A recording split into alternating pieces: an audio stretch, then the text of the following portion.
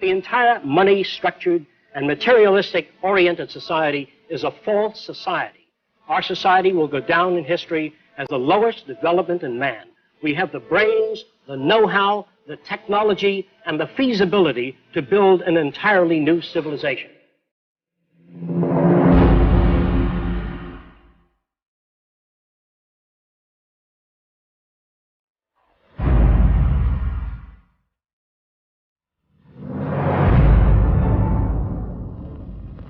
It was living through the 1929 Great Depression that helped shape my social conscience.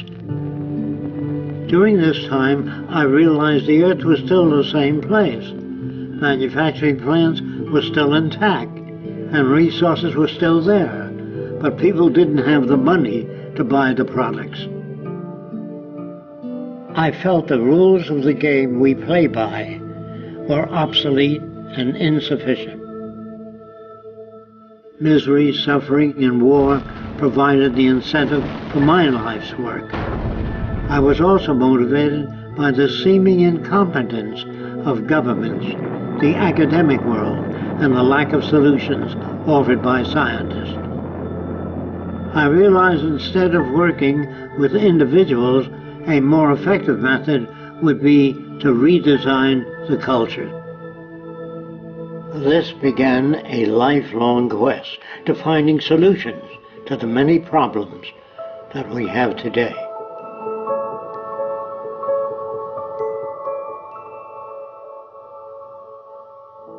This presentation is a feasible plan for social change that works toward a peaceful and sustainable global civilization where human beings, technology, and nature coexist. It outlines an alternative to strive for, where human rights are not only paper proclamations, but a way of life.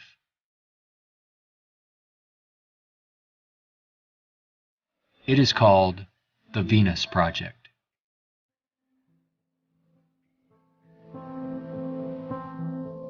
Its founder, Jacques Fresco, calls for a straightforward redesign of the culture in which war, poverty, hunger, debt, and unnecessary human suffering are viewed not only as avoidable, but totally unacceptable. It is becoming increasingly obvious that anything less will simply result in a continuation of the same problems we face today.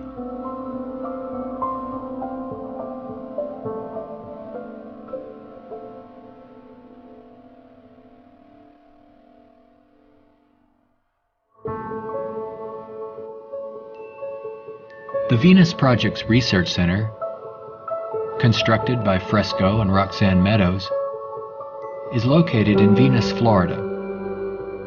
It addresses many of the root causes of our difficulties. But what are the real origins of our problems?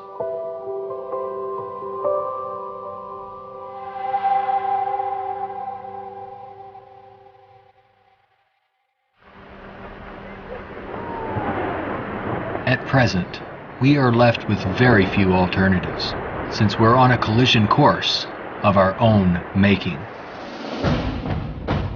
Answers from yesterday are no longer relevant.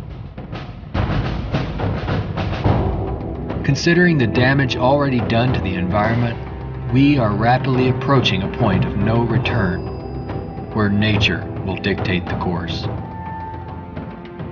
Either we continue as we have, with outmoded social customs and habits of thought, thereby threatening our future, or we apply a more appropriate set of values, relevant to a sustainable society, with more opportunity and freedoms. Americans have been conditioned in their kind of society to get a different kind of car next year, to buy a new television set or a tape recorder. We are radical as hell, but our political and social institutions have not changed. And this is where we are stagnating, because we always equate any new idea with communism or regimentation, because we've been brought up to fear that which is new. None of the world's economic systems, socialism, communism, fascism, or the free enterprise system have eliminated the problems of elitism, nationalism, racism, and most of all, scarcity. These are all based primarily on economic disparity. When money is used to regulate and distribute resources for profit, and people and nations are out for themselves, they will seek advantage at any cost. They do this by maintaining a competitive edge, or through military intervention. War represents the supreme failure of nations to resolve their differences. From a strictly pragmatic standpoint, it is the most inefficient waste of lives and resources ever conceived. Most wars are for the control of resources and maintaining your position of differential advantage. They're not based on the dignity of man. They're not based on elevating human beings. It might elevate the human beings in the country that's the victor. It might do that. But as far as the rest of the world goes, the price is enormous. This crude and violent attempt to resolve international differences takes on even more ominous overtones with the advent of computerized nuclear delivery systems and deadly biological and chemical weapons.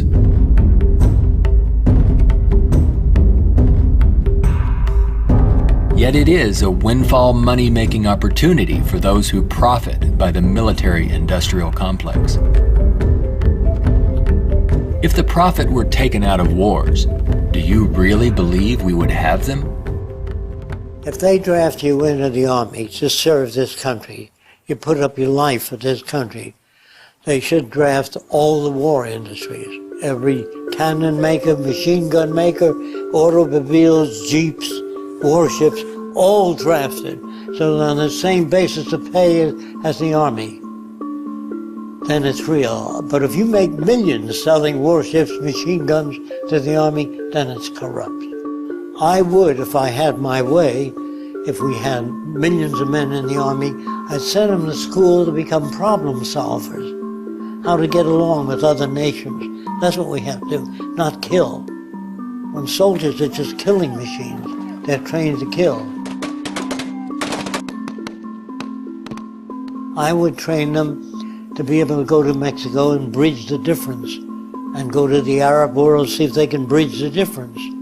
So bring them all together, all the nations. War is not the only form of violence imposed upon people. There is also hunger, poverty, homelessness, and unemployment. The acceptance of these conditions as expressive of human nature is a myth used to keep things as they are.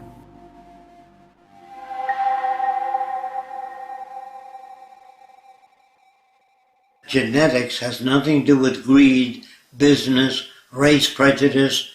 All of the operant systems in any society are part of your education, the books you read, the role models you follow, and the people you admire. The genes have nothing to do except with the color of your eyes, the shape of your nose, perhaps inherited features.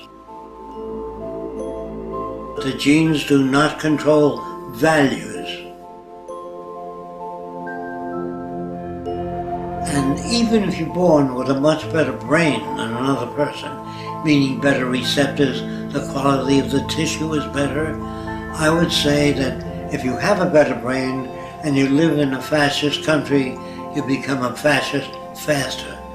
The brain has no mechanism of discrimination. The brain can't tell you what is relevant or less relevant, except experience. We are not born with greed, envy, hatred, or bigotry. Our behavior and values are reflective of the culture we are exposed to. If you were raised by the headhunters of the Amazon, you'd be a headhunter. And if I said to you, doesn't it bother you to have 5 shrunken heads? You say, yes, my brother has 20. So, is he nuts? No, that's normal to his culture. social and environmental problems will remain insurmountable as long as few nations control most of the Earth's resources, and the bottom line is profit over the well-being of people. Putting profit first results in unnecessary suffering and aberrant behavior prevalent today.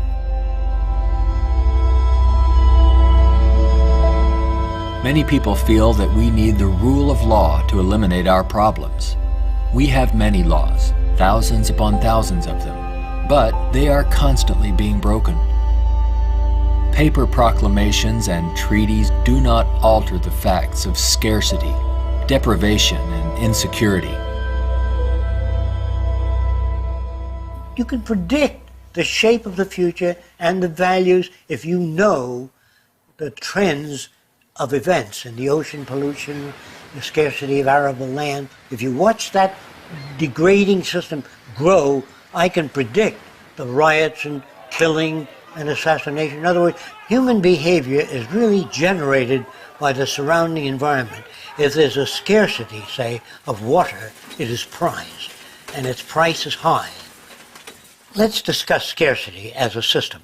Suppose it rained gold for about 3 days, gold dust. People would go out and shovel it in, fill the cellars, the attic, every drawer in the house. They'd throw out their clothing. If the rain kept up for a year, so the gold was all over the place, people would sweep it out of the house, take their rings off, throw them away, and so human behavior undergoes change to that condition.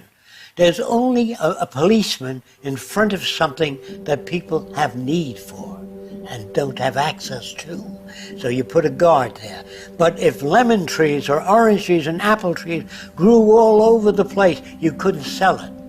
If you landed on an island that was so abundant with resources, you had 10 people, there were 1,000 fish for every person if you wanted it. There were 10 times the amount of breadfruit and bananas, money would not come into existence. Private property would not come into existence.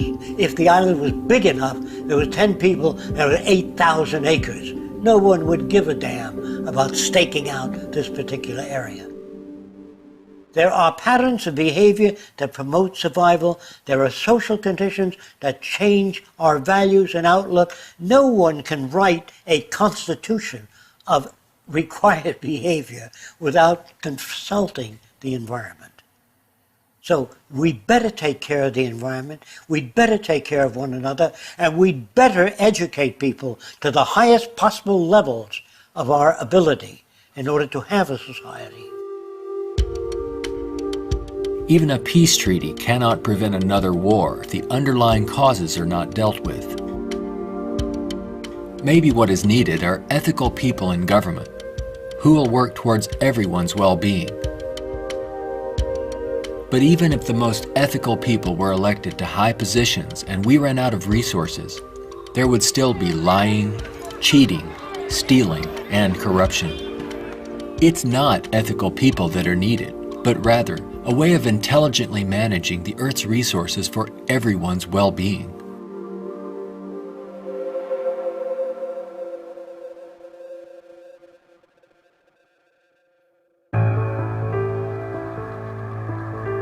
Let's examine our social arrangements further. To maintain our economy, products must continuously be sold. To assure this, they are deliberately designed to wear out and break down. Maybe you've noticed this usually happens right after the warranty expires. This corrupt practice is referred to as planned obsolescence, which is the conscious withdrawal of efficiency. Innovators go through the finest schools and then are required to design things that wear out and break down right on schedule. This results in a tremendous waste of resources and energy. We are plundering the planet for profits. If you think about it, it isn't a job people want, but access to what their paycheck will bring. Money does not represent anything real, and there's no gold, silver, or resource to back it up. You can't eat money or build a house of it. It's not even related to our real capacity to produce goods and services on this planet. The monetary system has been handed down from centuries ago, and we continue to use it without questions.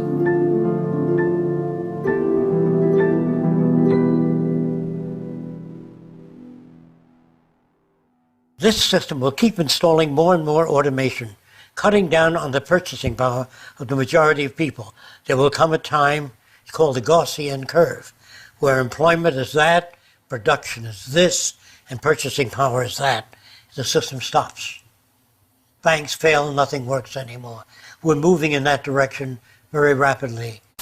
We have finally gotten to a place in 2011 where it's becoming obvious that the machine has beaten the man. We're incredibly productive with far fewer people. We are more productive. We are more productive as an economy than ever before. An iPad app we can do need more less than workers. 4 people. Just that there are fewer jobs. The jobs that do exist now can have lower wages because of obvious reasons. A lot of people looking for a small number of jobs.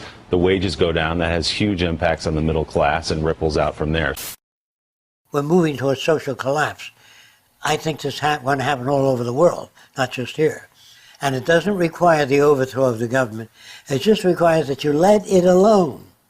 It'll overthrow itself. If you control the media, you can calm people down. But if the majority keeps getting laid off, they don't have purchasing power, the system collapses. It doesn't work anymore. They invade. It's already happening. This country is already insoluble. They're going to have difficulty with national security, paying pension people. They've spent far beyond what they already have. Now, all they can do now is create debt, borrow more and more money from banks. We also want to show you a rather grim sign of our times. It's not far from here in Midtown Manhattan. The national debt has grown too large for the national debt clock. It went up back in 1989 when the nation's debt was less than $3 trillion. The debt has been piling up so fast lately they had to drop the dollar sign to make room for an extra digit as the number turned over to more than $10 trillion now and counting every second. A whole new clock with 2 extra spaces will go up next year. The federal government is not allowed to print money. It's not allowed to lend money or get in the banking business. That is a privilege for bankers only. So what the government has to do if they want to build an air force, say, of 2,000 planes a month, they have to borrow money from a private lending institution, sign the dotted line, and if the war is lost or failed, the burden falls on the public to pay off that debt.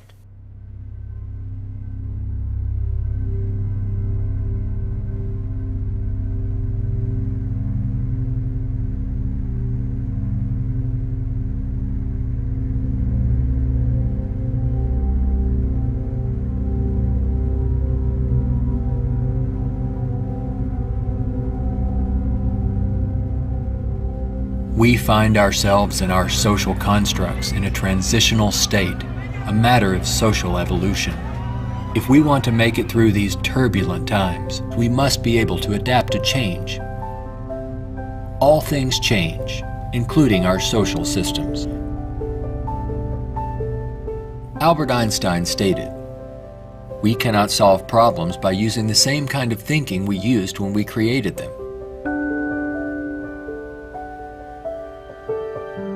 Earth is still abundant with resources. Our practice of rationing resources through monetary control is no longer relevant and is actually counterproductive to our very survival. Today, we have highly advanced technologies, but our social and economic system has not kept up with our technological capabilities, which could otherwise easily create a world of abundance for all, free of servitude and debt. How can this be possible? There is not enough money to feed or house all people on this planet, let alone accomplish these more ambitious ends. But Earth has more than enough resources to meet the needs of all people, but only if managed intelligently.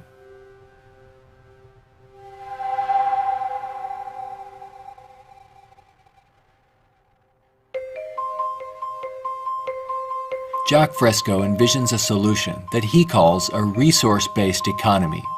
It is a socio-economic system in which all goods and services are available to everyone, without the use of money, barter, credit, debt, or servitude of any kind. It is unlike any social system that has gone before. Fresco arrived at this direction through 75 years of study and experimental research.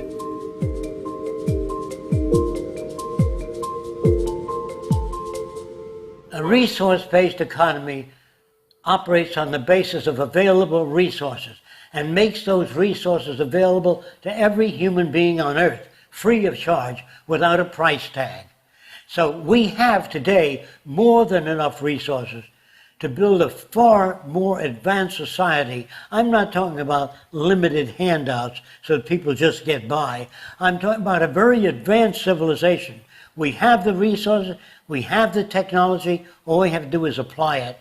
One of the main aspects of the Venus Project is to eliminate scarcity. This is where the technology comes into play.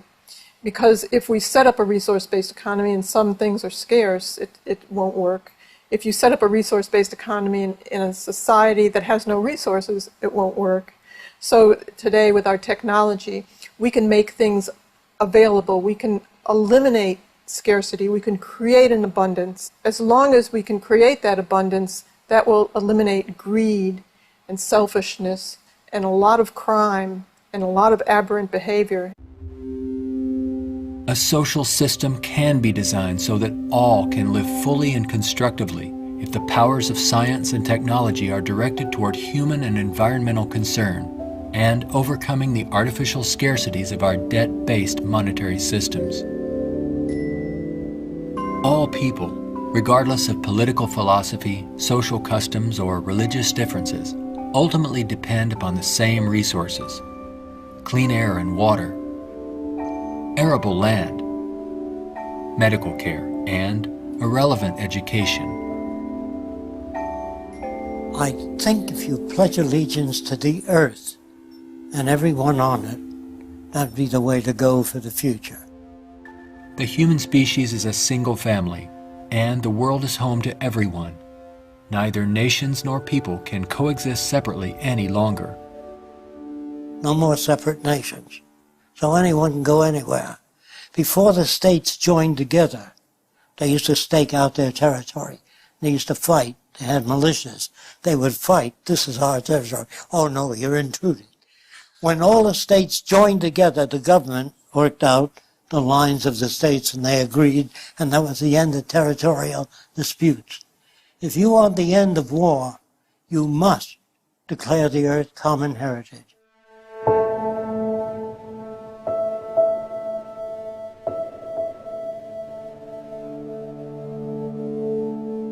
This has nothing to do with those who want to form an elite world order with themselves and large corporations in control and the rest of the world subservient to them.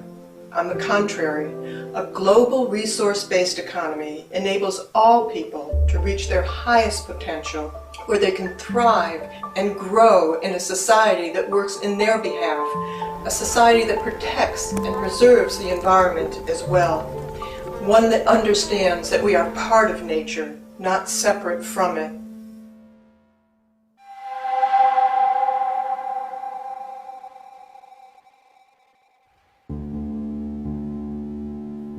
Some question what would happen to incentive if needs were met without our having to work to attain them. The question assumes humans have no desires beyond basic needs. If that were true, there would be no inventors, writers, or teachers. People work with passion on the things that interest and challenge them. Let's enable all people to have the opportunity to partake in the greatest challenge one can have, improving our world for everyone. Individuality will be emphasized rather than uniformity. This social arrangement will generate a new incentive system that values the protection of the environment and social concern, rather than the shallow, self-centered goals of wealth, property, and power.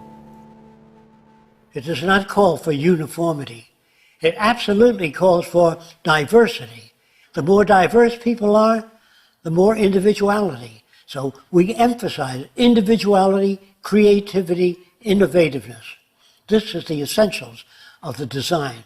It is not a group of scientists telling people what to do, how to live, where to go, what to follow.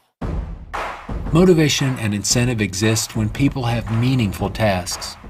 True growth and development occur when people are involved in creative, challenging, and constructive endeavors.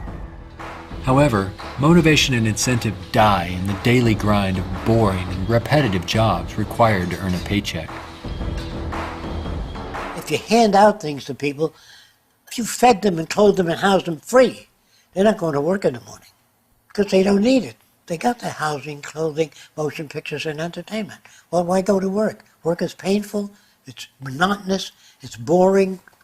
In the future, if people have access to all their needs, but they don't have any challenges, this is where it goes to pot.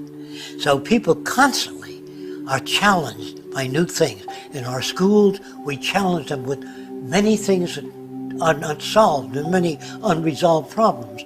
If you're well fed and well clothed, that doesn't stop your brain from working. That would mean that every millionaire does nothing and is turned off because he got all the means. That's not true. There are many millionaires that work 18 hours a day and don't have enough time. It has to do with your background and your education. The more you know about oceanography, astronomy, and all that, the more interest, the more alive you are. And if you're just given food, clothing, and shelter, now you can go to work. You don't have to worry about making a living, which your incentive would be boosted considerably. So I call that a new and innovative incentive system.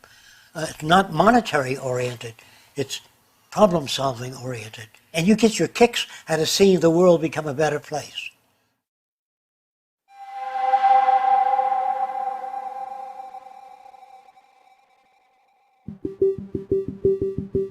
How can we use our technology wisely so that there is more than enough for everyone? To achieve this, it's mandatory that the planning for it be based on the carrying capacity of the planet's resources. Our entire infrastructure must be redesigned and operated as coherent, integrated total systems. This means we must consider our entire global community as one unit that includes everyone, and plan accordingly. Only in this way can we use our technology to overcome resource shortages, provide universal abundance, and protect the environment. Therefore, a global survey is first needed to assess exactly what we have. This would inventory our physical resources, personnel, production centers, and the needs of people.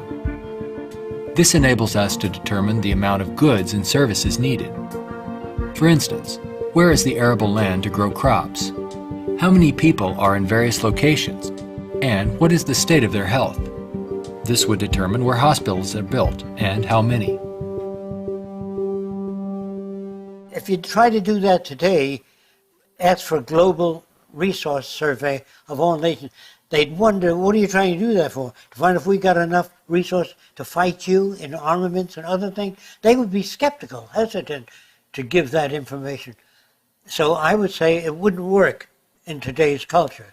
But after the ideas are put forth and the reason for it and the advantages gained by all the nations, it would have to be specific advantages that they can understand in their terms. And if they agree, then the survey would be conducted. It's not my opinion or the opinion of anyone else would be used. It's the size of the population, the availability of resources, the carrying capacity of the Earth that determines what is done and how fast things move. See, today it's done on a totally different basis. But in the future, it'll all be based on a form of dynamic equilibrium. That means operating everything at the highest potential without environmental neglect. The key to achieving abundance and a high standard of living for all is to automate as much as possible in the shortest period of time. But during the transition, we have to bring together the technological capabilities of people working with computers and working with technology and building and designing methods of delivering these resources and the necessary industrial plants to process the resources. Our problems and their solutions are technical, not political. Most problems can be solved when technology and the methods of science are used to serve all people, not just a select few. But what is it that you want? You have to ask yourself, I want to live in a world where I don't have to fear that my children will go into another war, where there'll be deprivation or problems or disease. Do you know how to build that kind of world? No, I don't. Well, how do you go about building? You call upon the various divisions of science, bring them together, and say, these are the problems we'd like to solve. A scientific government doesn't mean that scientists rule or control people. It means they have better means for building transportation systems, better means for cleaning the air. They have the best means for restoring the ocean that we know of to this day. Computers can serve the needs of everyone when cybernation is ultimately integrated into all aspects of this new and dynamic culture. One can think of this as an electronic nervous system, extending into all areas of the social complex. Their function would be to coordinate a balance between production and distribution, assuring there are no shortages or overruns. In this highly technical society, decisions are based on direct environmental, human, and industrial feedback. You can think of this as electrical sensors throughout the entire environment, from cities, factories, warehouses, distribution centers, transportation networks, all over the globe, gathering data for more appropriate decisions. The decisions are based on the needs of society rather than corporate or private interests. It is not automated technology or machines we should be wary of, but the abuse and misuse of technology by selfish interests. Remember, it is people who decide what ends the machines will serve.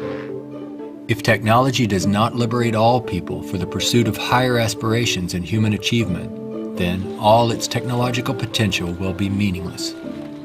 You always do a positive and negative study before you engage in the actual reconstruction of an environment.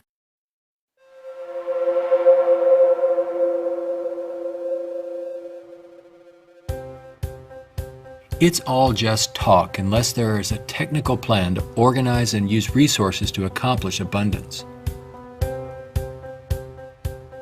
What follows are some of the many approaches the Venus Project provides for the entire social spectrum.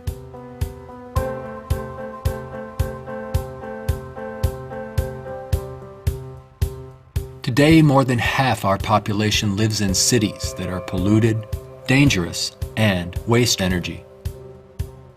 What we have to do is design a city as a living system, as an organism, as a university, that all of the cities of the future will be university cities that grow, that continue to exchange ideas. The city will have a built-in transportation system, so there are no accidents and no unthought out areas of technology. Medicine, botany, agriculture, the total system, one planning system. It is actually better to build newer cities from the ground up than to restore and maintain old ones. Fresco uses a systems approach to designing new cities. They're desirable and pleasant places to live. The notion that intelligent overall planning implies mass uniformity is absurd. Cities would be uniform only to the degree that they would require far less materials, save time and energy, and be flexible enough to allow for innovative changes while preserving the local ecology. If we design our cities to meet human needs, you don't have most of the problems that are prevalent today. In the Central Dome, you have childcare, schools, dental care, medical care. In the production and design of the cities, we work out 1/8 of the city system, and then we reproduce it instead of have architects design each building and each structure, which is a tremendous waste of energy and talent. When working on solving the housing problem for all the world's people, construction techniques would be vastly different from those employed today. Extruded and self-erecting structures could revolutionize and speed up construction processes. These lightweight, durable apartments could be produced as continuous extrusions and then separated and positioned in place by the mega machines. The outer shells of these efficient structures serve as photovoltaic generators and heat concentrators. You don't own anything in this society. Really, people don't want money. They want access to things when they want it. And people in a society of abundance, having access to things, will really no longer begin to store and accumulate things. We recycle it, update it, make it better. Take the same materials of an old car, weighs just as much as a new car, so there are no old cars. Old cars mean danger. If you drive a very expensive car and somebody else drives a beat-up old car, if their brakes fail, you may die. We don't want any old cars on the highway. We don't want anything that breaks down. We don't want anything that takes looking after. In a resource-based economy, people may access whatever products they need without the burden of having to purchase, maintain, or insure their possessions. In this way, there is much more to go around for everyone, and products are always available when needed. Anything people may need is available in these outside access domes. Sculpturing materials, musical instruments, somewhat like the public library. They can go down and access a camera or a bicycle or a wristwatch. Anything that they need is available without a price tag. That would mean we must achieve a level of production that's so high that scarcity no longer exists. That will prevent almost all crime. So there's no way of segmenting or making this system just or equitable.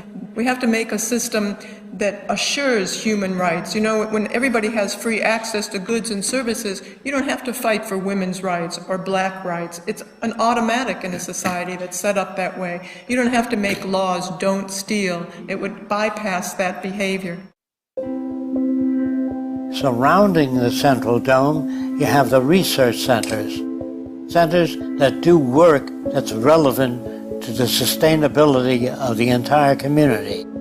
As we move away from the research centers, we come to the recreational area, which has tennis courts and all of the games that people require.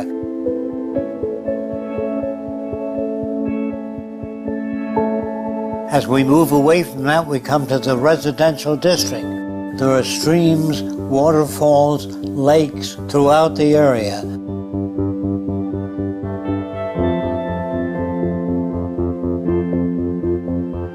We could provide a wide range of unique homes and apartments that can be relatively maintenance-free, fireproof, and virtually impervious to adverse weather conditions.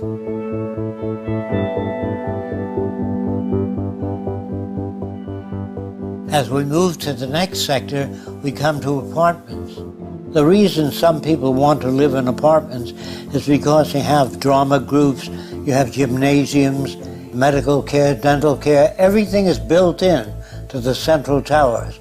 I feel that in the future, people will move away from individual houses and live in larger complexes.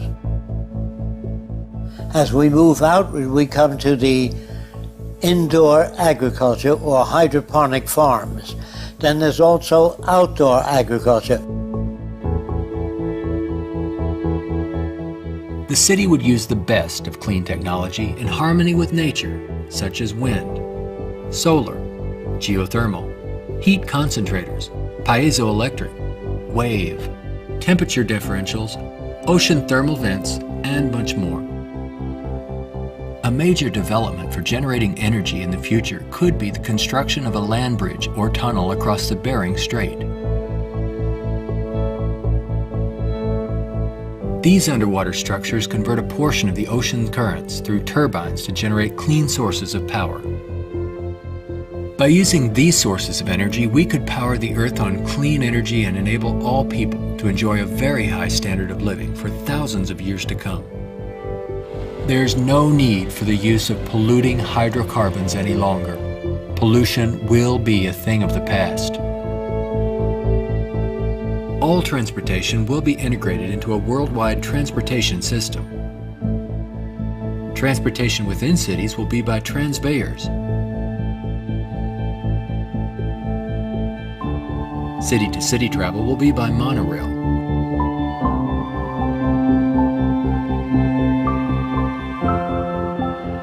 Maglev trains are utilized for long-distance travel. To enhance efficiency, this high-speed maglev train is equipped with removable sections, which can be disengaged while the train is in motion. Aircraft will display a wide range of configurations. These VTOL aircraft, or vertical takeoff and landing, are used to transport passengers and freight. The priority is safety rather than saving money or dealing with the lowest bidder. This modular freighter consists of detachable sections that can be rapidly loaded or unloaded. The number of sections varies depending on the amount of freight to be delivered. When all the sections are connected, they can be propelled as a single unit. Ships can be floating manufacturing plants that produce products while en route to their destinations. They can also serve as education centers, where children and adults travel worldwide, obtaining innovative education, not through vicarious study, but through experiencing and interacting with the real-world environment. A national transportation system would include a network of waterways, canals, and irrigation systems. They could serve to minimize the threat of floods and droughts while allowing for the migration of fish, provide natural fire breaks, emergency water sources, fish farms, and recreation areas. When we unleash science and technology directly into the social system without the restrictions of the marketplace, finances, or patents, we could achieve a very high standard of living within a very short period of time. This society would continuously improve, changing rapidly through new technologies, inventions, and ideas. It would be an emergent society rather than an established one like we have today. Imagine living in an extraordinary oceanic city, helping to restore the ocean environment while eliminating land-based population pressures.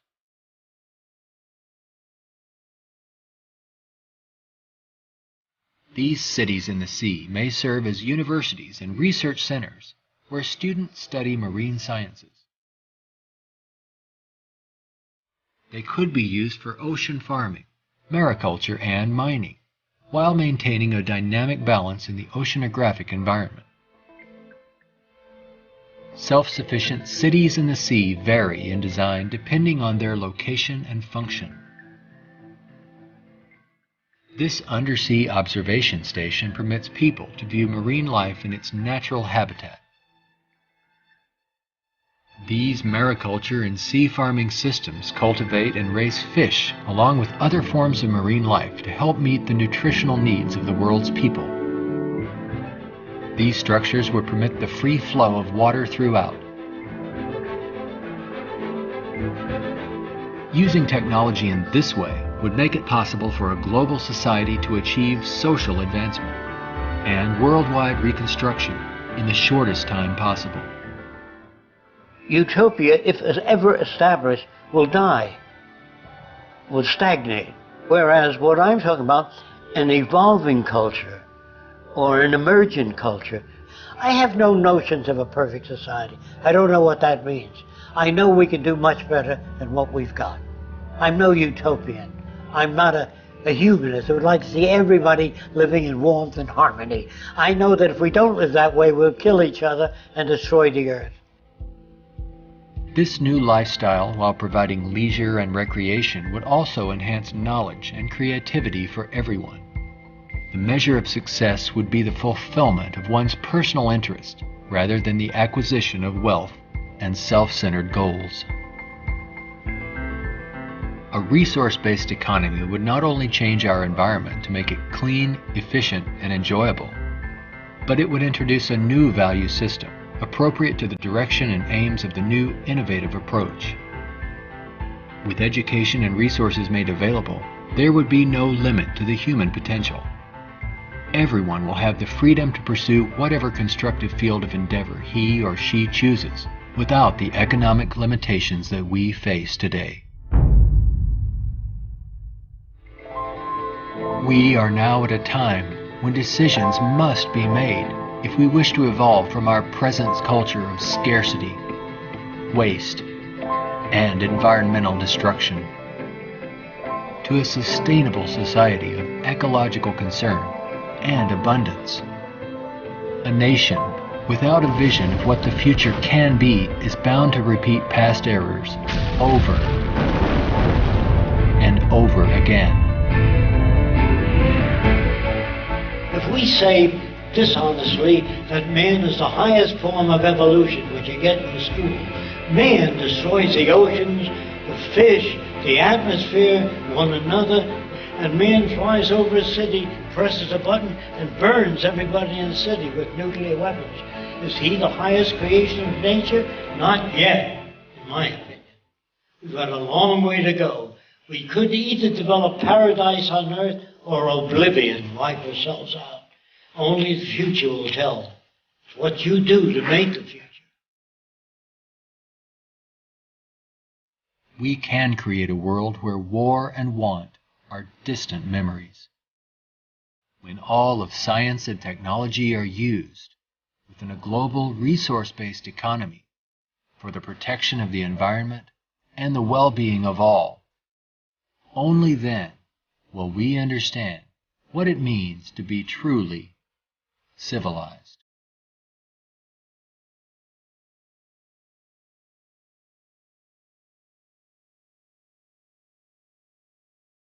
Be a part of the growing community of people working toward making the aims of the Venus Project a reality. Join us in our efforts to bring this vision of a positive future to a wider audience through the goal of a major motion picture. All of these things can be built with what we know today. It would take 10 years to change the surface of the earth, to rebuild the world into a second Garden of Eden. The choice lies with you. The stupidity of a nuclear arms race, the development of weapons, trying to solve your problems politically by electing this political party or that political party, that all politics is immersed in corruption. Let me say it again. Communism, socialism, fascism, the Democrats, the liberals, there are no Negro problems or Polish problems or Jewish problems or Greek problems or women's problems. They're human problems.